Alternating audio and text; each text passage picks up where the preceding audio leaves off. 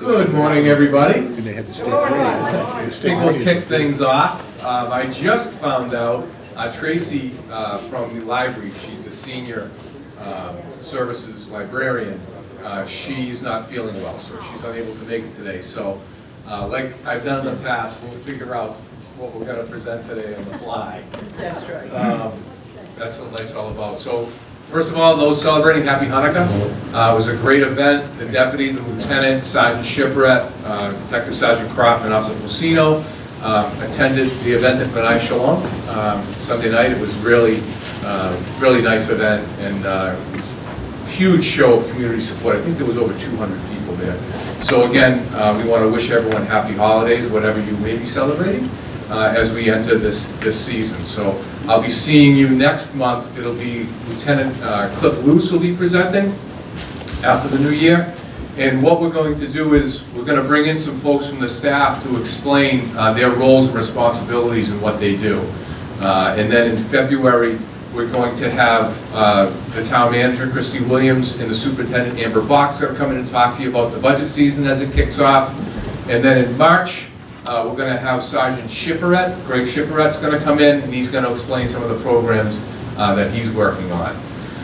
Some of the things that are happening, just to give you kind of a heads up, it's that 'tis the season, right? That time of year where a lot of wonderful things are happening, but there's also that element of people that come in that commit crime. So we have a group that came in over the weekend, did a bunch of car breaks. They're linked to some car breaks in Hanover and also down the Cape.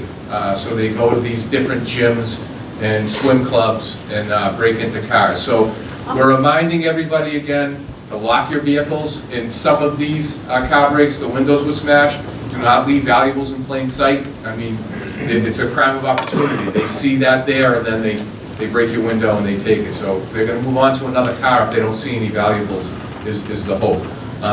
We'll solve it with the help of law enforcement from those other communities. But like I said, be extra vigilant this time of year. There are some people out there that are kind of praying.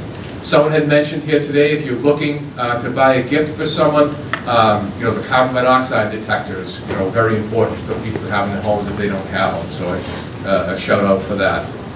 The other issue that we're going to be facing in town, there's, I believe it's upwards of 3,600 people that are in need of housing, refugees from outside the country.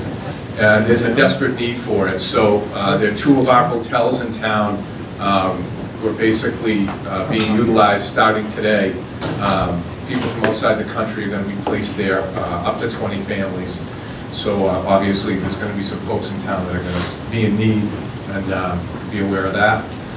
And I think today what I really would like to do in the spirit of Lieutenant Daniel's idea of highlighting people is I think I'm going to have him explain to you some of his duties and responsibilities. I want to thank the Deputy Chief for being here today as well.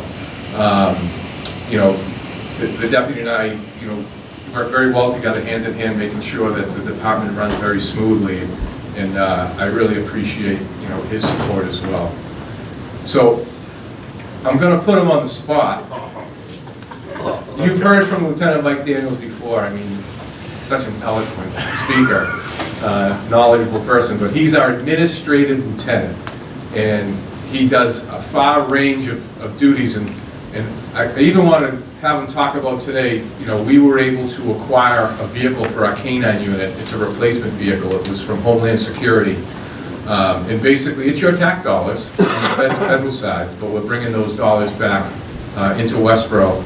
And he did, they call it a PJ, a project justification. So, and we were awarded the vehicle. It's in process. It's approximately $72,000 canine vehicle. We use that regionally for the Central Massachusetts Law Enforcement Council.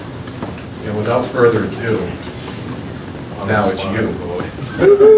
Thank you. Yay, Good morning, everyone. So, Lieutenant Mike Daniels, I've been here numerous times. My role within the police department, if you can imagine what our organization looks like.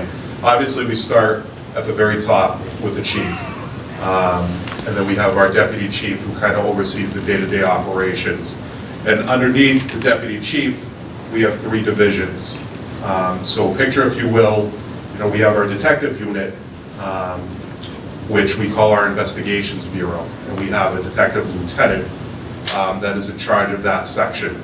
Underneath him, we have a detective sergeant who kind of helps the detective lieutenant of investigations oversee the day-to-day investigations and things like that. Last week, we had members of our CSU team here.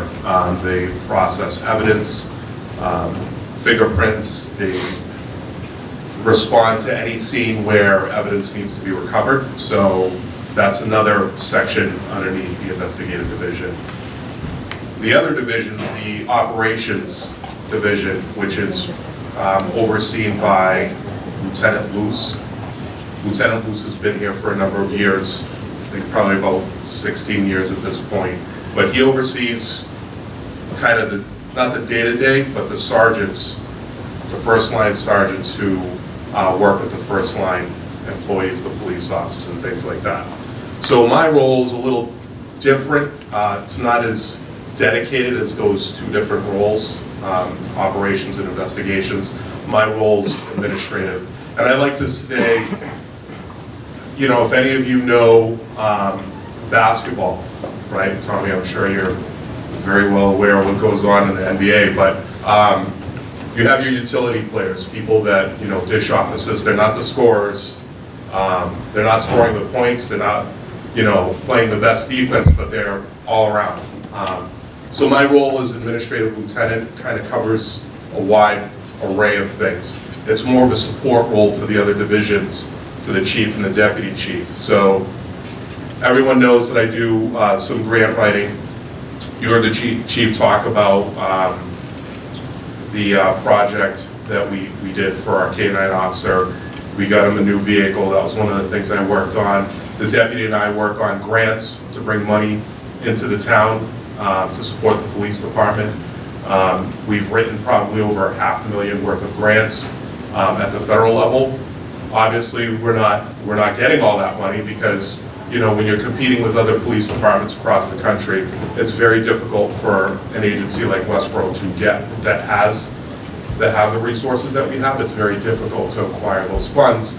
But out of that, we were able to secure a vehicle for our K-9 officer. You heard me last week talk about, or not last week, last month, we talked about an accreditation grant. You've heard me talk a lot about accreditation and doing policies and procedures, so we were awarded a $17,000 grant to help assist with that. We've written a lot. We try to write, we ask the town for staffing. We try to write grants for staffing. Unfortunately, we wrote a grant this past summer for 3 employees. We didn't get it, obviously for the reasons that I just mentioned. Very, very, very difficult to attain grants at the federal level. So I deal with a lot of accreditation, policies and procedures, grants and procurement. I also do a lot of the recruitment and hiring for the police department, and with that, I also do the, I also oversee the background investigations unit, which is actually, to me, I think it's probably one of the most important roles to have within the police department, because we're really, vetting people that are coming in to the department, to your police department. You hear the chief always say, he always brags about the people that we've eliminated from the process. And I think that's a great thing because, for example, we had an individual that we were looking at. He did very well on the interview, right? Like most people will do if you've been through enough interviews. You're in a situation where you can answer these questions very well, ethical questions, things about your past. But when it comes down to the nitty-gritty, you want to look at how people treat their spouse, right? How they treat their neighbors, how they treat previous employers, employees. What does their financial background look like? How do they keep their house? We're looking for someone that's going to fit, not just as a police officer, but a Westboro police officer. And that, to me, is it's important and it's unique to our agency. And you can tell in the way that we carry ourselves. And I feel personally that, to me, that's just the most important thing, bringing in good people to serve the community. So we have that. I do a lot of the records management. I work with one of our administrative assistants, Nikki Karapi. I handle public information, so a lot of times when you see press releases or anything like that that come out in the news, it's usually from myself or our team. You know, so it's kind of cool. I see my role as kind of a utilitarian role, which is awesome because I like to do different things. I like to multitask, and I like to have my hands in a lot of different things. And it gives me really a good, I love coming to work. It gives me a good feeling. Every morning I come in and I always have something to do, and it's not just a boring, mundane task. It's a series of tasks that I handle, and I enjoy coming in and breaking up my day into those tasks.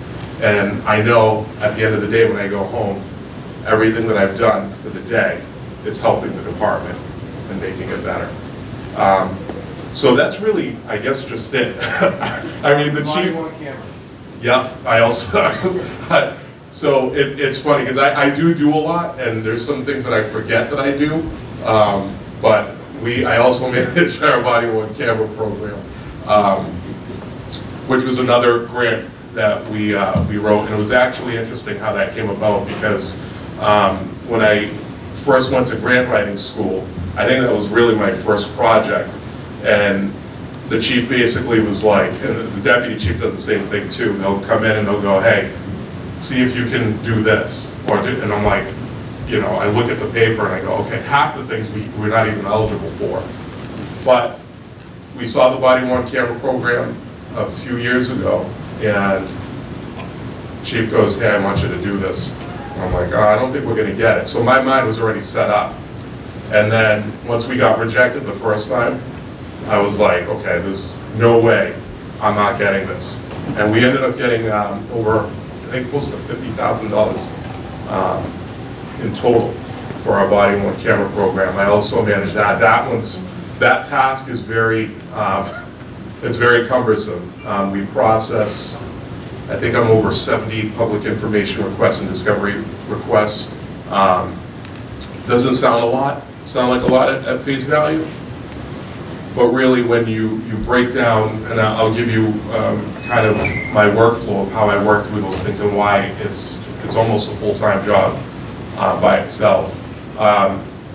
Let's say we have an incident where, you know, an officer arrests someone.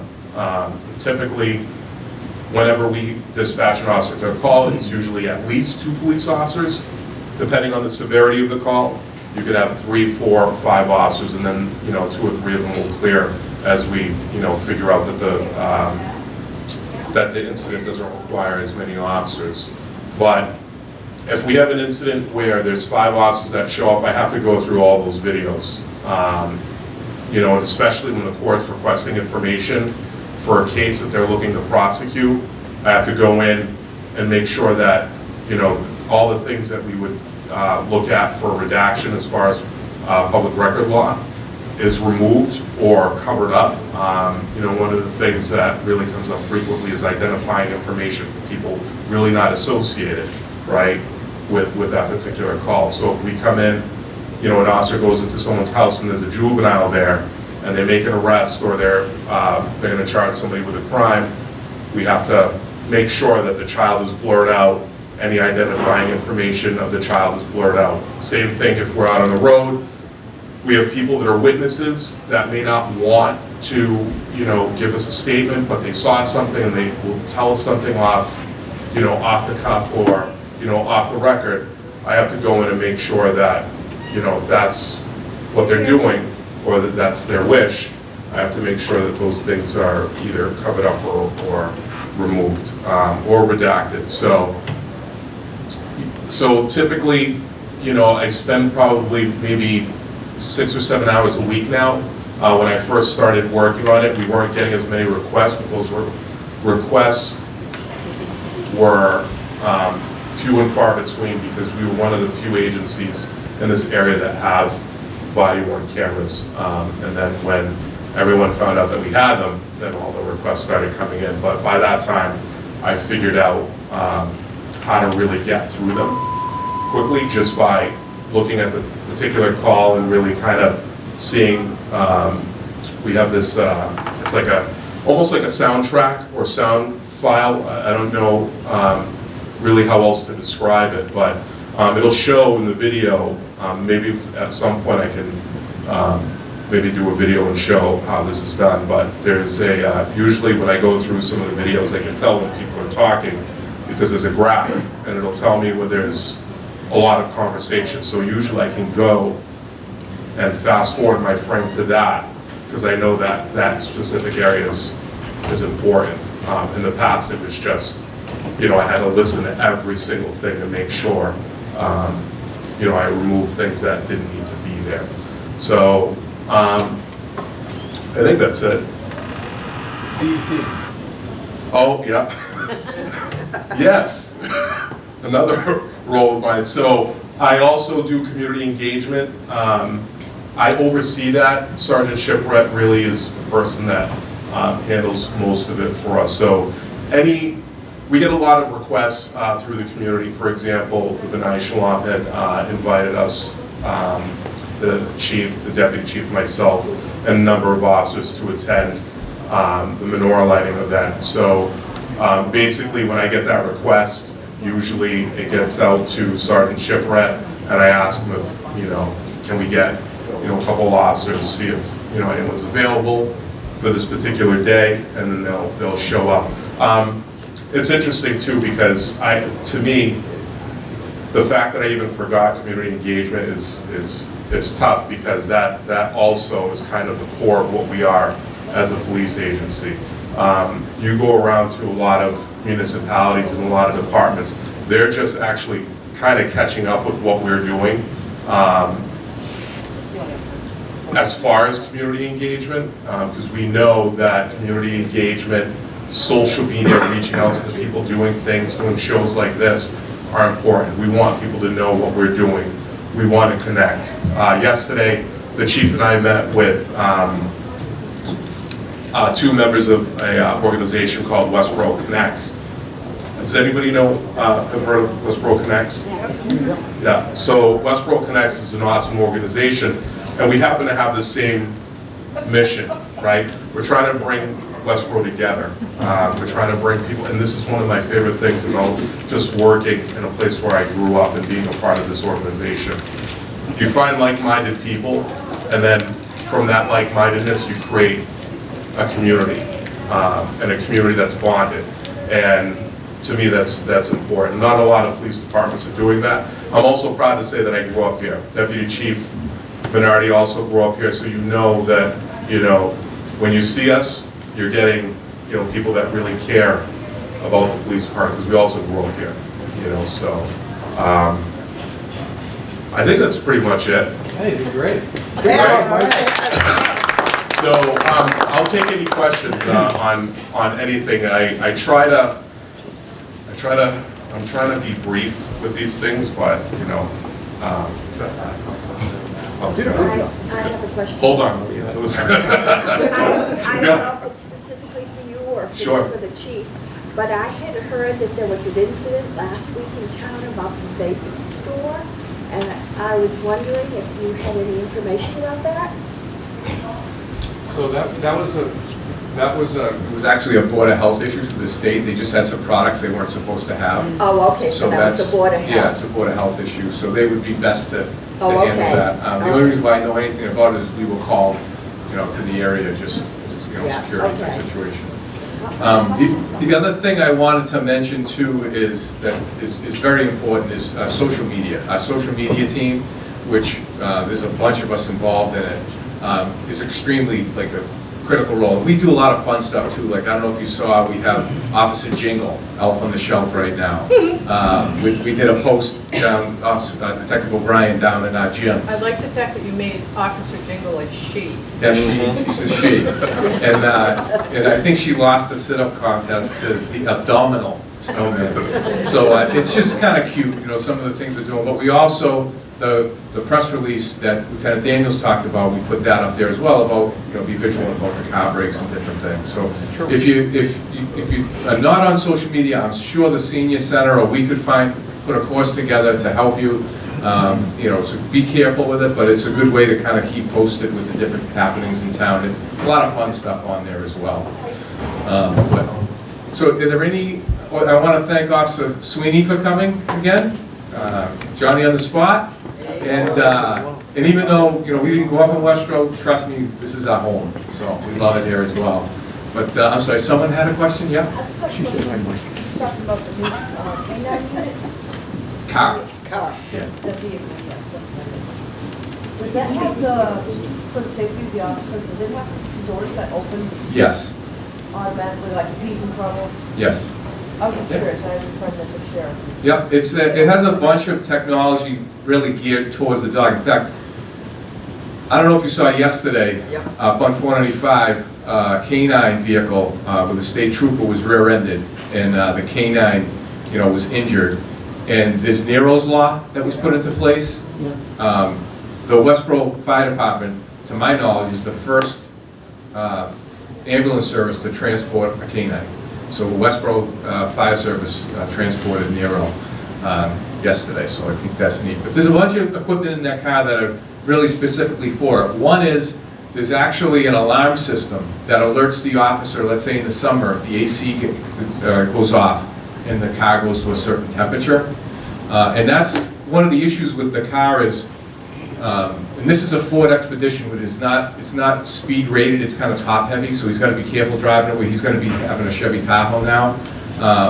But basically, there's a bunch of equipment in that car strictly for him and the dog, you know, to stay safe. And the issues, that car is always idling when he's on duty, because AC in the summer, because the dog doesn't run around the station, and heat in the winter, even though it'd be fine outside, but he usually leaves it running for the dog. So those idling hours, they add up, and it just adds tons and tons of miles to the car. So we're seeing now that it's just, we're putting a lot of good money into something that's going bad. So we did this project through Homeland Security. I sit on the council, and it went through. And that's, I mean, that's a big chunk of money. The deputy oversees our capital plan, and you know, that's a vehicle now that he doesn't have to put in our capital plan. It can go towards another vehicle, which is great. You know, and I thank him, like I said, for all this hard work. Hopefully I can get him in here one day. He can explain. You're going to need probably an hour and a half at the time, but what he does for the agency, phenomenal job. But that's what it's all about. And I say this all the time, you know, teamwork, you know, makes that dream work. And we've got a fantastic team here. I tell them all the time how much, you know, we appreciate their service. And that, I have sergeants, they'll write memos to whoever is the division commander, you know, the sergeant, about, you know, the fine work that patrol officers do. So, you know, we're up to date on the things they're doing, because we're a lot busier here in Westboro than I think people think. It's a very, very safe community. I want to stress that, but we're busy. You know, there's a lot going on. You name it, we see it. And the staff, like Lieutenant Andrews was saying, hire hard to manage a little bit easier. He hit the nail on the head. We can train you to be a decent police officer, I've said it 1,000 times, but we can't train you to be a good person.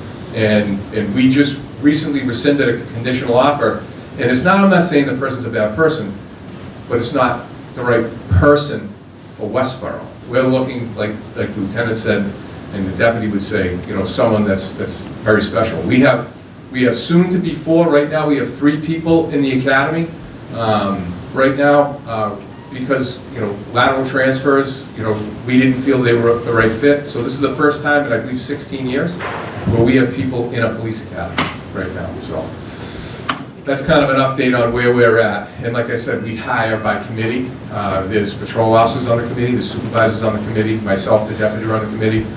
And it's a grueling interview, and then our background checks, they're second to none as far as I'm concerned. You know, and we've rescinded 9 conditional offers for people that are police officers out there, because we want to make sure that you folks have the right individuals serving and protecting this awesome community. Anything else for me before I Yes, sir. When I was a kid, that always looked like there was 2 police officers in every car. Car 54 had Tootie and Muldoon always Yeah. running. I don't think in the last 20 years I've ever seen 2 officers in No, a car. Is that a thing of the past? Yeah, it's especially here, we need the coverage on the road.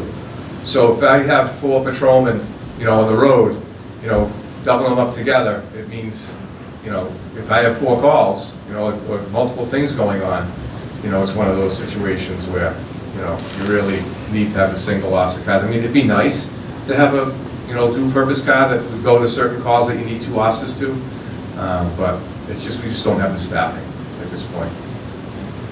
And per our study, we were supposed to be at 43 now, and right now, we will be at 40, but we're gonna have 4 people at one point in the academy. We have someone else that's entering the academy January 30th.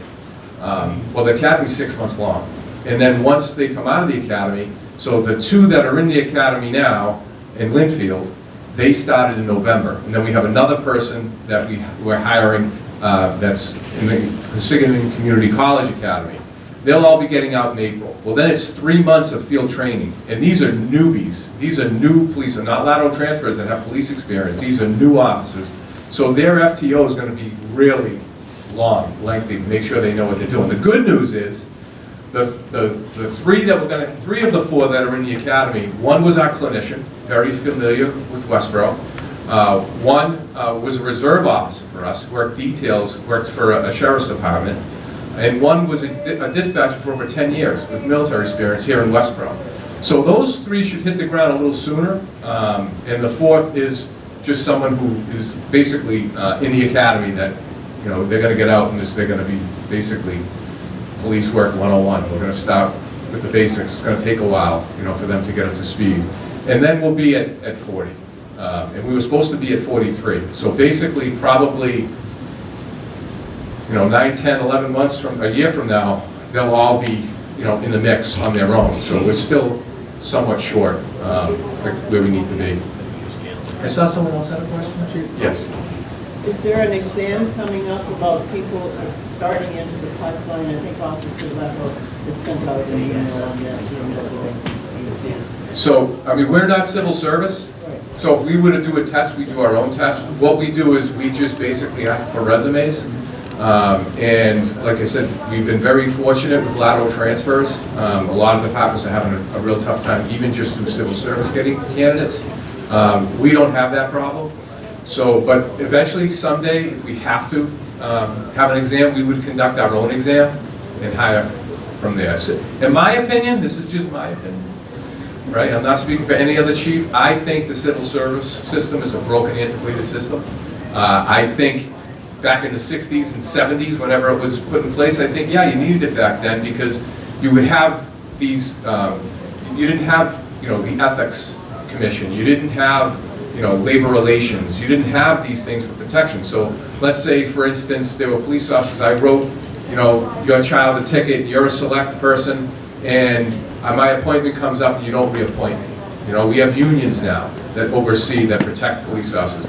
And I remember when I was in Uxbridge, and we were civil service, I said to the staff, what's it doing for you? Those that shouldn't be here aren't here anymore. I mean, if you're doing something wrong, nothing's going to protect you. But it hampers your ability to hire. It hampers your ability to promote. And I think it's going to go by the wayside with post eventually anyway, Police Officer Standards and Training Commission. But I'd have our own test. So what happened was when I took us out of civil service, instead of getting 3 names for one position, I had 86 names for one position, right, to pick from. So, I mean, that's what it's all about. It's about hiring the best person, not necessarily, you're forcing someone that's subpar because we all need to hire. I mean, there are chiefs out there, I'll be at meetings, well, I needed to hire this guy, I needed a warm body. I'll order all these folks on first. I'll order them on. Make them work extra duty before I put a warm seat that's going to cause issues for management long after I'm gone. The last thing that I want to make, and I can show you the deputy agrees with this, is we make a 32-year mistake on bringing someone to Westboro. We're just not going to do that. So my hiring process have been very, I think, smooth from the onset. It's hard to believe 5 years have gone by, You know, we brought in 24 new people, we promoted 14, I think that's pretty amazing in a smaller agency. And we've hired extremely hard, I promise you that. And we'll continue to do that forever. You know, we have great staff in place. There's going to be a huge succession line long after, you know, I'm gone, of really talented, you know, intelligent human beings that are going to serve this community, you know, our kids, grandkids, on down. So, No, we're not gonna. if no one has anything else, Callie wants to know if you're planning on leaving hell down. well, someday, yeah, I gotta retire. I go, right now, you got me for a little bit, at least a year and a half. I've got a year and a half left on this contract, and then we'll see. The good thing where I'm at in my life right now is I'm at this, it's called, I have the age and I have the years. So 2 bad days, I could be gone tomorrow. Tommy, you ready? It's a good feeling to have because I'm able to tell you folks and people in town what you really need to hear, not what you want to hear. And I think that's important as a chief. I think I brought this up before, that we've had, I think 140 chiefs have retired in the last 2.5 years, all around COVID and some of the social injustice issues and other things. Normally it's probably 40, 30. So I'm just not ready yet. I think leadership's important. I know that when I leave, my succession plan is Deputy Chief Tom Minardi is the Chief of Police here, and I know he's going to do a fantastic job. And you know, like I said, I'll leave knowing, you know, when I'm ready. I'm not going anywhere anytime soon, but I'll leave knowing that this town and this police department is in extremely capable hands moving forward. I mean, I look at my staff. I look at Lieutenant Daniels there, here's a future chief of police. He will be a chief of police someday. I look at some of my patrol officers and sergeants and I go, they may not be here, maybe my journey. I started in Shrewsbury, you know, and ended up in Westboro, you know, which I consider back home, Westboro Court, where I began my career. But I promise you, we're hiring people that they're born to be leaders. It's inside them to excel and to lead. And I'm really, really proud of that. And our mentoring program that we have through each rank, I mean, we have patrolmen, field training officers, they're leaders. They're sergeants without stripes on their shirts. They're training, you know, our staff. So, I mean, the succession plan isn't just the chief. The succession plan is who will replace our lieutenants, our sergeants, you know. And to do that, we need to hire extremely hard, extremely hard. And we've done that. I promise we'll continue to do that. And it's a great department. It really is a great department. And like the lieutenant said, and we'd all say, I love coming to work every day. I love it. You know, I was in, you know, this weekend. It's not work when you love what you're doing. It really isn't. And I tell my children that all the time as well. And find something you love to do and you're passionate about. Life is good. You know, all is well. But anyway, thank you for having me. I'll be back next month, Tommy. I got your question. Yeah, Glenn, Judge, you know when you went back on the regime? I'm sorry? When they went back on the regime, Yes. you know, when you guys and everything, that he was trying to put all the old fellas out and hire new ones and replace them. Well, that's before my time, Yeah. so I can't comment on that stuff, Tommy. Who is that? He was talking about Chief Parker. Oh. But in fact, I'm going to be having an open house, and because of Chief Parker, if you look at it's the Wall of Honor, and he gave us all these artifacts, even the old call boxes in our lobby, you know, the blue, I had it refurbished. So hopefully you'll show up. We'll do an open house this spring. Because of COVID, we haven't been able to do it. And you'll get to see some of the artifacts that Chief Parker gave us. It came out unbelievable. Ed Turner in town is the one that put it together for us. And I'd like to say too, it costs some money. We utilized gift account money for it. So it wasn't your taxpayer money that did it. It's people that gave donations to the police department that wanted to give gifts to the department. Those are and it really was, I can tell you for me personally, a morale lifter. When the officers were walking out to their cruises, on this side is our history, and on this side is all our current police officers. And Lieutenant Daniels was our photographer, did a great job on it, and Ed Turner absolutely wonderful job. I can't wait for you to see it. Maybe we'll do a Facebook thing on that, showing the wall. I think that'd be a good idea. But anyway, thank you for having us. Yeah? One more? Yeah, this is easy though, coming from me. All right. You don't have to bring out your cot. All right. We wanna wish you a Merry Christmas. We wanna wish you a Merry Christmas. Sing it! We wanna wish you a Merry Christmas from the bottom of our hearts. Thank you. I gotta tell you, I always feel good leaving here. Happy holidays, Merry Christmas, Happy Hanukkah, whatever you're celebrating, and thank you. I can't wait to see you after the new year, 2023. Bye-bye.